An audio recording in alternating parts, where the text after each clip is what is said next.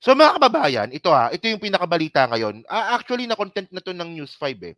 Pero hindi masyadong na nabalita masyado. Alam niyo ba mga kababayan 'no, na itong ginagawa po ng PNP para po hanapin si Kibuloy sa loob ng kingdom is wala itong limit. Puwede itong maging indefinite. 'Di ba hangga't gusto ng pulis na halongkatin si Kibuloy sa loob ng kingdom, walang magagawa po yung KOJC. At sino may sabi niyan? Yung mismong dating presidente po ng IBP, ng Integrated Bar of the Philippines, no? Para makuha na natin yung yung content na 'to. Kasi mga kababayan 'no, tingnan niyo kung paano man loko 'tong mga KOJC na 'to. Sabi ng KOJC, sabi ng SMNI, na illegal daw po yung pagpasok po ng PNP. 'Di ba? Pero sabi naman po ng IBP, pwede yang ginagawa ng PNP at wala yang limit. Hangga't gusto ng PNP na nandun sila sa loob ng kingdom at meron silang nakikitang ebidensya na si Kibuloy po ay nasa loob, wala pong magagawa dito yung KOJC. At mga kababayan, ang malupit dito, merong parte po ng KOJC compound na hinaharangan nila. So pag ganun ang ginagawa kasi ng mga KOJC member, ng mga kulto na to, mas lalong magbibigay ng hinala itong mga PNP natin na si Kibuloy po ay nasa loob mismo ng KOJC compound. So sabi dito no, okay, basahin muna natin sabi dito, no limit to implementation of arrest warrant. Ex-IBP President. Okay. So dating presidente po ito ng Integrated Bar of the Philippines. Sabi, wala pong limit 'yan. 'Di ba? Walang limit 'yan. Tandaan niyo mga KOJC member kayo mga kulto kayo no. So former IBP President Attorney Domingo Cayosa explained that there is no limit to the implementation of a warrant of arrest, especially if there is a reasonable basis to believe that the subject is on the premises similar to the ongoing search of Pastor Apollo Kibuloy at the Kingdom of Jesus Christ compound. Okay? So para mas maganda mga kababayan, teka lang, nawala na naman ako. Itong hirap dito sa laptop ko eh. Teka. Okay. Para mas maganda mga kababayan, panoorin na lang po natin yung video. May video dito eh. Okay. Ito. Panoorin natin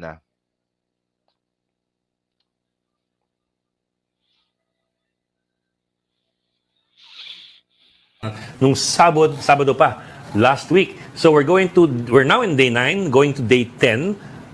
And there are a lot of people asking, hindi na ba ito stretch ng pag-serve ng arrest warrant na magsasampung araw na, hinahalughog pa rin ng isang lugar kung saan pininiwalang nandun yung inaaresto. Ano bang limits, attorney, ng ganitong klaseng search operations? Well, wala ako namang limit. There is no limit to the implementation of the search warrant. Lalong-lalo na in a situation like this na kung saan there are indicators that the suspect or the subject of the warrant of arrest nandun at nagtatago. So as it will be valid and it remains the duty of PNP or anybody serving the warrant of arrest na talagang hanapin, halughugin hanggat matuntun siya dyan sa lugar na yan. So hanggat nagtatago siya, hahanapin siya at aarestuhin siya. So there's the rules of court, jurisprudence or the law does not provide for a deadline. Hindi naman ito yung 8 to 5 lang, banking days or office days lang, walang weekend. It's really hanggang ma-serve ito. So tandaan nyo mga kababayan pag sinabi ng SMNI na illegal ang pag-stay doon ng mga pulis, wag po kayo maniwala doon. Hindi po totoo yun.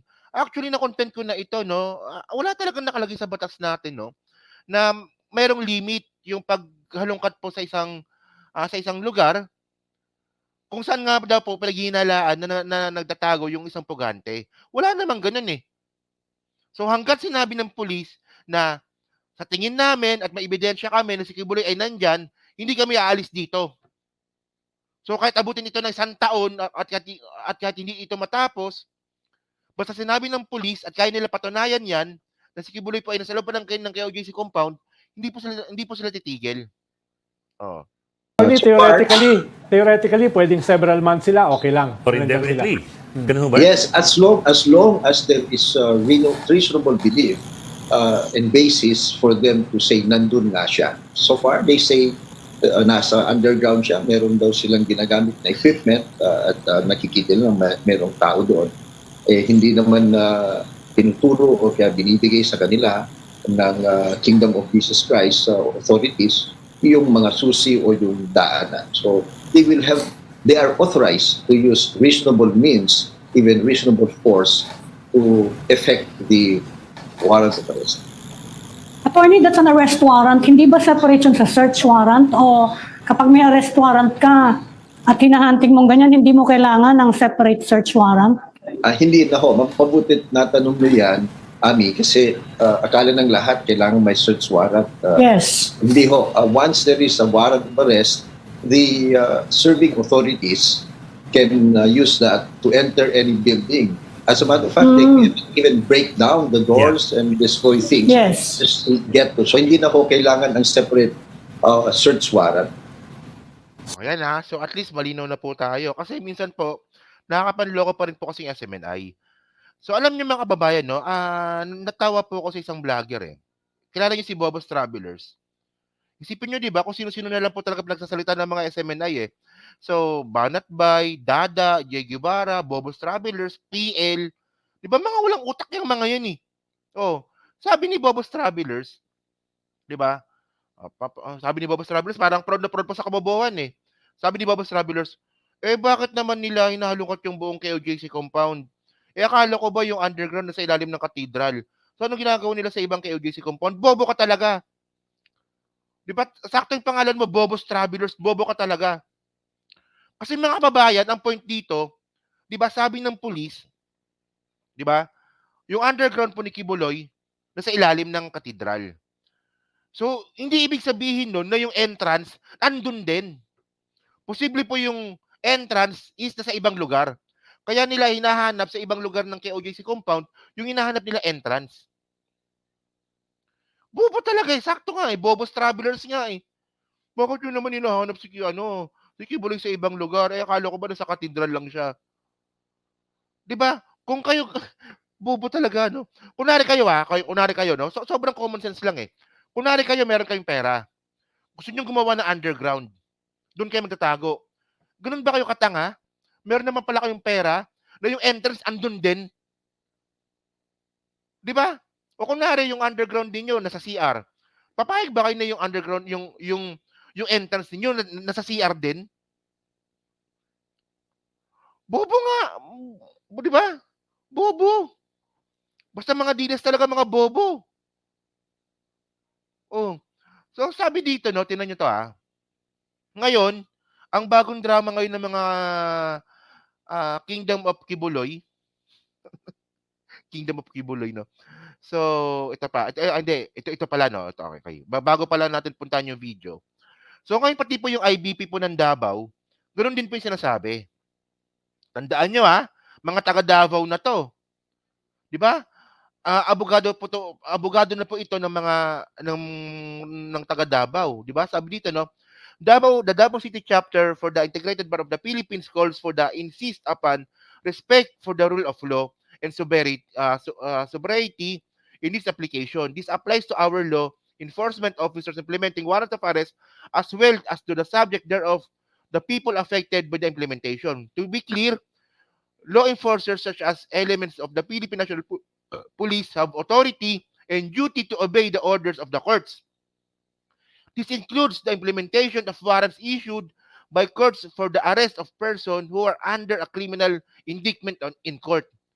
Diba? There are, however, limits, so blah blah, no? So sabi dito mga kababayan, di ba? Meron pong mismong IBP mismo ng Davao ang may sabi. Di ba? Na sumusunod lang po yung PNP. Di ba? Oh. So ngayon, well, ganun talaga yung buhay. So ang malinaw dito mga kababayan, hindi po ganun kalakas yung KOJC. Hindi siya ganun kalakas. Kasi ang pinapalabas kasi ngayon ng mga KOJC mga kababayan, yung mga miyembro po ng KOJC, na sila po yung boses ng Davao City. 'Di ba? Kung mapapanood niyo yung SMNI, 'di ba? Sabi ng SMNI, O kita nyo mga kababayan, nakakagulo na po sa Davao City ngayon. Ang daming mga taga-Davaoenyo ang nagrarally sa labas ng KOJC compound. Tapos makikita mo 100 lang. So, ibig sabihin nun mga kababayan, walang pakialam. Yung karamihan po ng mga taga-Davao, dyan po sa nangyayari sa KOJC. Di ba? So ngayon, regarding po dyan sa tunnel-tunnel na yan mga ka-streetwise, mas lalong magdududa ang mga pulis dito. Kasi merong isang parte dyan po sa KOJC compound na hinaharangan po ng mga miyembro. So panoorin nyo to Tingnan nyo to.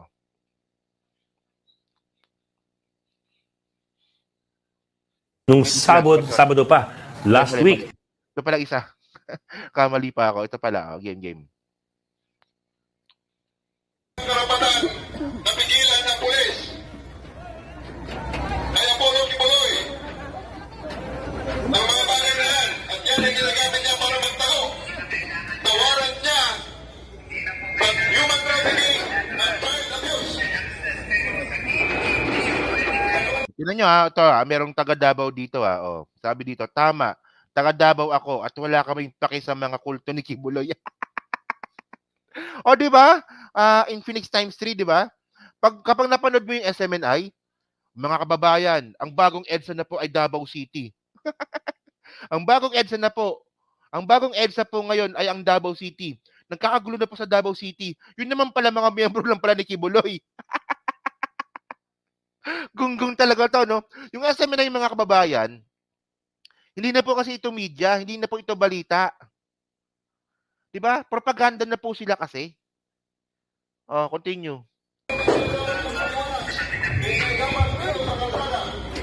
Hindi ito ang lugar para sa argumento. Hindi ito ang lugar para tayo magtalo. Dito, hahanapin lang namin si Apollo Kibuloy. Sinim ng Moray, dapat dito sa gate. Ikitan niyo ang gate para mabuksan ng bulkada ng lock.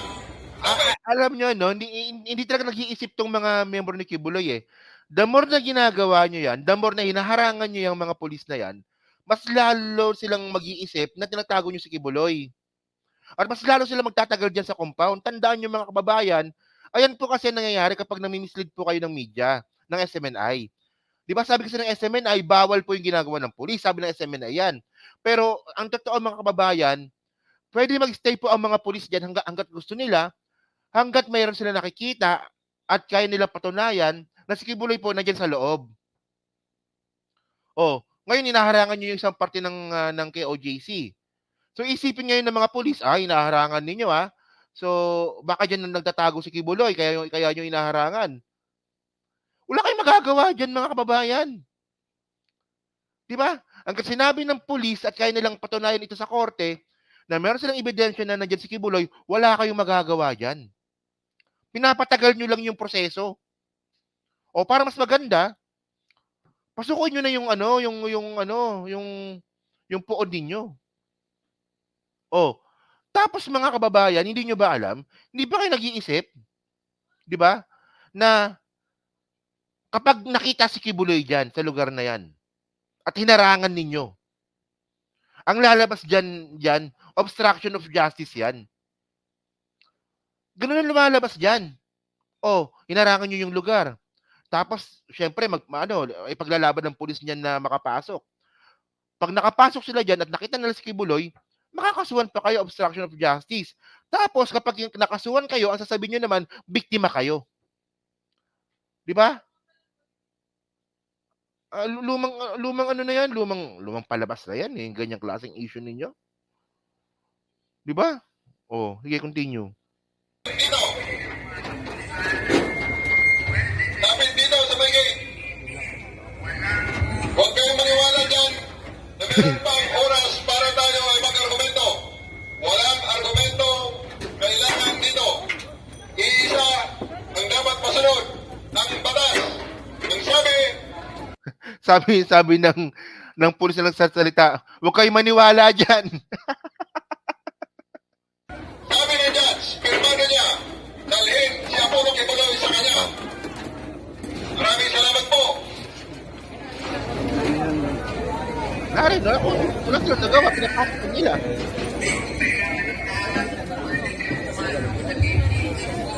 Secure the gate. Secure the gate at patrollers. Hindi na dapat pagsarado yan.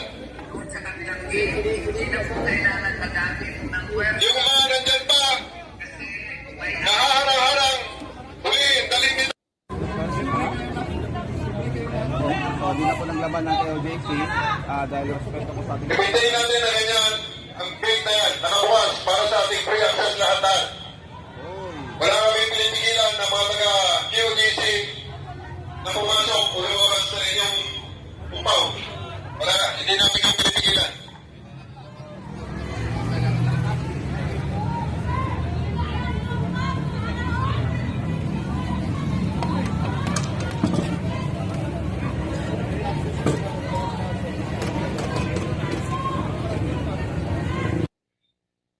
O, di ba? So, ngayon mga kababayan, no, tinan nyo to, Okay.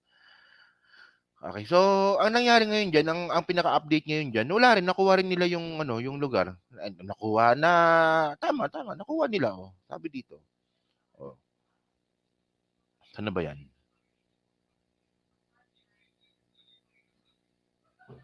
Ito. Yan. So, sabi ng SMNI, kuha tayo ng balita sa SMNI. Sabi ng SMNI, Emerald o main gate ng KOJC na take over na ng kapulisan. Mga pulis malaya nang magpuslit ng kung ano-anong kagamitan o kontrabando papasok ng KOJC compound. O, ayan na. So, nakuha rin nila yung lugar. O, di ba? So, ngayon mga kababayan ito. Okay. Ewan ko lang kung kasi si Jason sa nag-post nito eh. So, sabi dito, no, PNP gumagawa ng sariling nilang kuweba sa basement floor ng Jose Maria College. Tapos sabihin nilang tunnel ni Pastor Paulo Kibuloy. Tingnan nyo katangahan talaga ni Jason sa, no? So, ewan ko lang mga babae, no, kung totoong galing sa KOJC yung picture na yan. Pero syempre, fake news yan eh, kasi si Jason sa naglabas niyan. Pero ang point dito mga babayan, di ba? Kung totoo man yan, kung totoo man yung yung hukay na yan, di ba? The more po na nagtatago si Kibuloy, mas marami pa kayong hukay na makikita. Kasi sabihin lang naman ng mga pulis, si Kibuloy nandito sa ilalim ng lupa. So maghukay talaga yan. Ano magagawa nyo ngayon? O, di ba? So sabi ko sa Jason sa, no, ito lang, no, yung point lang natin dito Jason sa. Bago ka sana magkalat ng fake news, di ba? Paayos mo muna yung ngipin mo. Ewan ko lang, no? Kasi, ito kasi 1 million yung pera, 1 million yung sweldo kada buwan, wala man na pampaayos ng ngipin. Di ba magkano lang ba yung postizo? 20,000 yung postizo, wala kang pampagawa ng ngipin. Di ba? So, paano kami maniniwala sa pinagkakalat mong balita, yung ngipin mo nga, hindi mo nga mapaayos?